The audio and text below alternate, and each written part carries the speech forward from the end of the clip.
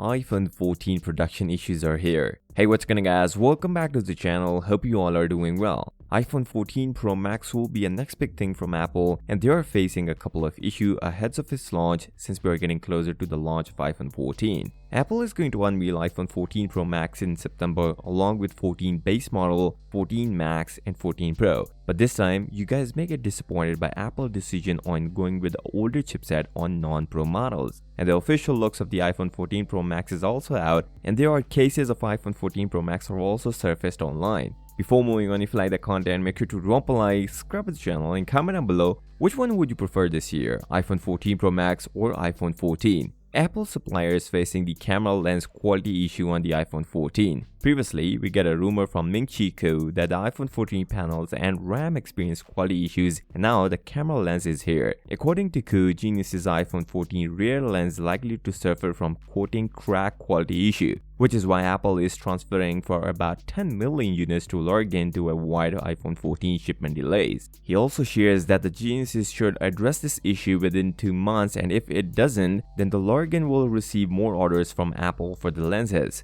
We all know that the Apple is going to put a punch hole display in the iPhone 14 Pro and iPhone 14 Pro Max and keep the notch on cheaper version, and now we get the iPhone 14 series cases. First they were leaked on Weibo and now on Twitter, where we see iPhone 14 and 14 Pro are about the same size, standing at 6.1 inches display and 6.7 inches on bigger versions, 14 Max and iPhone 14 Pro Max. The camera housing of iPhone 14 Pro Max will be bigger than the iPhone 13 Pro Max, and there is one big reason: the 48 megapixel main lens, a big jump over the iPhone 13 Pro Max, since this is for the first time Apple is going beyond 12 megapixel sensor. But for this, Apple needs a really good processor to process things in real time. Apple is diversifying the distributor for the iPhone 14 series just to manage the deadlines and avoid delays. And this is for the first time Apple is going to get parts from Chinese company, since the quality reached the tier 1 level, which is necessary for premium electronics. So with that being said, if you came this far, drop a like, subscribe to the channel and comment down below which one would you prefer this year, iPhone 14 Pro Max or iPhone 14. I'll see you next time. Till then, peace out.